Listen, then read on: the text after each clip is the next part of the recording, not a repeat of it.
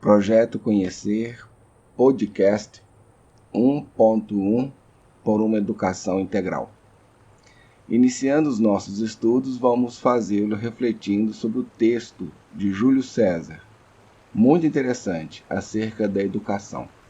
Conforme dissemos, o mesmo é bastante valioso para iniciarmos as nossas reflexões sobre a questão educativa. Educação integral. A educação formal é um processo de formação humana, porém não deve ser entendida como simplesmente a transmissão de conteúdos e formação de profissionais para atender às demandas do mercado de trabalho. A educação vai muito além quando aborda o indivíduo na sua dimensão biopsico-socioespiritual. Aqui vale abrir um parênteses sobre esse termo.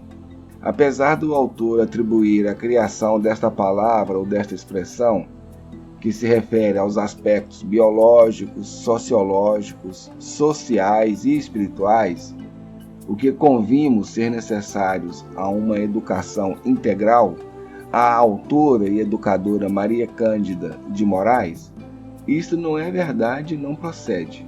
Este termo ou palavra é bem mais antiga, remontando talvez antes da década de 1980.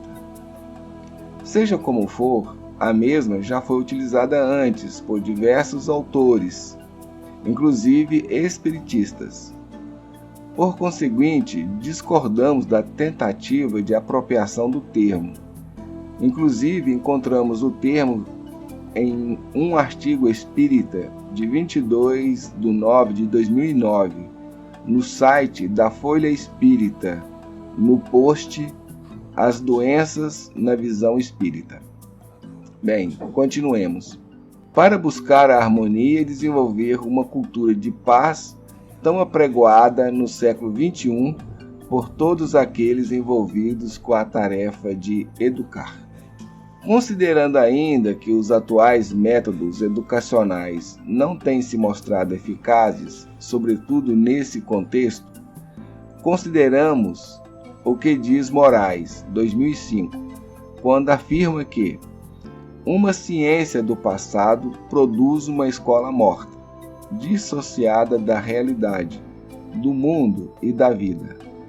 Uma educação sem vida produz seres incompetentes, incapazes de pensar, construir e reconstruir o conhecimento. E conclui: uma escola morta, voltada para uma educação do passado, produz indivíduos incapazes de se autoconhecerem como fonte criadora e gestora de sua própria vida, como autores de sua própria história. A escola formal deixa de ser a principal fonte de informação, e cada um procura sua formação através de uma conjugação de ensino regular, cursos avulsos e principalmente o desenvolvimento de sua capacidade de ser autodidata. A recepção passiva de informações já não é mais realidade e tanto as empresas como escolas privilegiam a capacidade de aprender e de buscar as informações de que o indivíduo necessita e a capacidade de se autodesenvolver. D'Ambrosio, 1997, afirma que ao professor é reservado o papel de dialogar, de entrar no novo juntamente com os alunos, e não o de mero transmissor do velho. O professor cuja atividade é transmitir o velho não tem mais espaço neste mundo que estamos começando a viver. É nesse sentido que podemos dizer que estamos entrando numa nova era da educação. A professora Maria Cândida Moraes propõe em seu trabalho a construção de um novo paradigma para a educação. Paradigma este que possa corresponder às expectativas do novo modelo que vivemos. Segundo Moraes, 1997, a matriz educacional que se apresenta com base no novo paradigma, é muito mais ampla em todos os sentidos. Revela o início de um período de aprendizado sem fronteiras, limites da idade e pré-requisitos burocráticos. Traduz uma nova abertura em relação à comunidade na qual a escola está inserida. A educação, segundo Maria Cândida, não pode deixar de contemplar uma das mais marcantes características desta fase de nossa humanidade, que é chamada pela autora de Era das Relações. Segundo Maria Cândida, os avanços da física neste século nos provam que saímos de uma era material para uma era das relações. Hermann, 1996b. Assim, a natureza passou a ser compreendida como uma totalidade indivisa em movimento fluente, uma grande teia de relações e conexões. Portanto, a educação deverá ser o instrumento que a própria humanidade terá que se utilizar para facilitar a transição desta era da matéria para a era das relações, facilitando a interação interpessoal, o desenvolvimento integral do indivíduo e do sujeito coletivo. Vejamos o que a autora diz.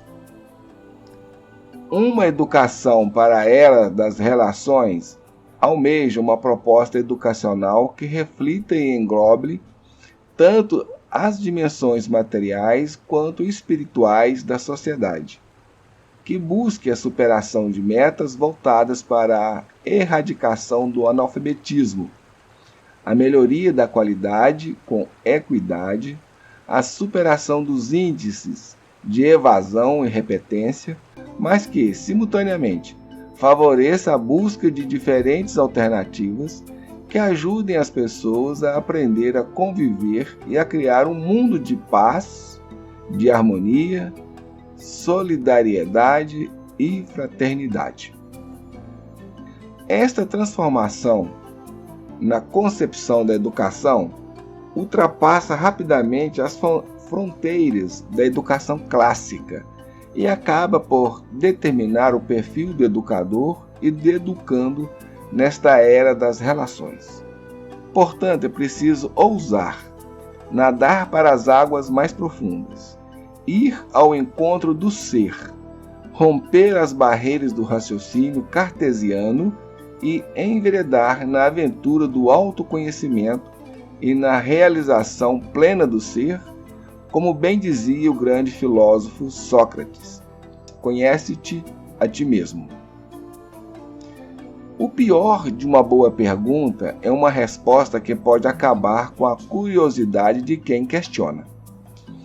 E mesmo porque nem sempre temos as respostas. Na verdade, constatamos que nos conhecemos parcialmente, e muitas vezes de forma enganosa. Isto porque somos indivíduos inseridos em um tempo, presente, passado e futuro. E quem fomos ontem, não somos hoje. E quem somos hoje, não seremos amanhã. Como afirma Sêneca, não podemos atravessar duas vezes o mesmo rio. Trazer o tema da espiritualidade para a educação não significa cair no ensino convencional impositivo, em nenhum espaço onde se trabalha com a formação humana. Significa, sim, compreender a nossa essência, a nossa espiritualidade, como busca de transcendência, isto é, um ser que faz uma busca de significado para a vida, tanto no plano individual como no coletivo. Os seres humanos, na sua busca incessante pela felicidade e no seu desejo de autotranscendência, têm procurado na educação e na espiritualidade respostas para as suas inquietações, como afirma Pedro Bezerra de Araújo, escritor e mestre em educação e psicologia. o anseio da felicidade integra o universo necessário do ser humano. No entanto, muitos fazem como o cachorro que corre latindo atrás do carro, e quando o carro para, ficam sem saber o que fazer. O Enneagrama nos revela o mapa de nossa identidade diante de um mundo em plena construção. E aqui nos cabe fazer um segundo parênteses. Na geometria, um Enneagrama é uma figura geométrica com 9 pontas. Na psicologia, este corresponde ao modelo aplicado à teoria do Enneagrama da personalidade ou protoanálises, sendo que este será a ferramenta de trabalho que utilizaremos na investigação e estudos da personalidade e do ser humano. Muito bem, continuemos então. O Enneagrama é, antes de mais nada, um instrumento de autoconhecimento e transformação pessoal e, sobretudo, um facilitador das relações interpessoais. Técnica internacionalmente reconhecida e já é utilizado pelas universidades de Berkeley e Stanford, nos Estados Unidos, e no Brasil, pela FGV, IBMEC, FIA, pós-graduação da USP e na Faculdade Católica de Fortaleza, com aplicação nas áreas da educação, da psicologia, da administração, saúde e espiritualidade. Ele identifica o estilo de atuação, os elementos motivadores e os desmotivadores para indivíduos e equipes profissionais. E aqui vale abrir um terceiro parêntese em referência à Faculdade Católica de Fortaleza. Bom, e sobre essas universidades que citamos nos Estados Unidos e aqui no Brasil, essas empresas. Existem outras empresas utilizando o Enneagrama, inclusive na contratação de pessoal. Particularmente, nós discordamos deste uso que consideramos equivocado, abusivo e distorcido do sistema. Nós pedimos a gentileza de ver o nosso podcast futuro, o uso do Enneagrama pelas empresas e ou organizações, onde nós vamos trabalhar esta questão. Muito bem. O Enneagrama ele propõe 9 tipos ou estruturas de personalidade. Acumula uma tradição oral de cerca de 4.500 anos, que nas últimas décadas vem sendo resgatada, com sinais de grande potencial de ajuda. Ele situa-se como uma proposta de ponte entre a psicologia e a espiritualidade. Ele é uma tipologia dinâmica, aberta ao crescimento, que se une com as descobertas das grandes escolas psicológicas da atualidade, integrando-as e indo além delas, num esquema que consegue conjugar profundidade e simplicidade de compreensão.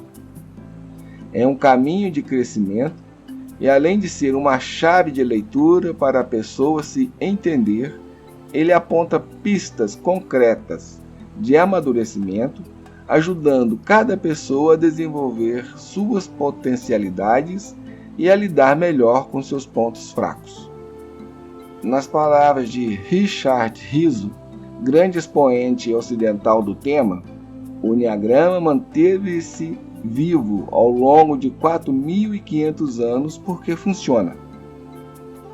Ora, um instrumento mantido vivo por milênios, apenas por tradição oral, até os nossos dias, precisaria de uma grande consistência interna e praticidade comprovada. Quanto mais se aprofunda no Enneagrama, mais convicção se tem de que ele não foi inventado, mas foi descoberto, acrescenta o mesmo autor. No dizer de Domingos Cunha, 2005, o Enneagrama é fruto da observação atenta e paciente do ser e do agir das pessoas, e da identificação de suas motivações. Moldou-se esse corpo profundo e coerente, bem articulado, dinâmico e claro, a que chamamos de Eneagrama. Ainda segundo o mesmo Domingos Cunha, neste tempo de saídas alternativas que são experimentadas em diversas áreas, o Eneagrama se nos apresenta como uma psicologia e uma terapia alternativas, com resultados práticos ao alcance de todos. Bem, ele apresenta-se como um espelho ou um mapa claro do que somos e por que somos, e como excelência de sua tradição.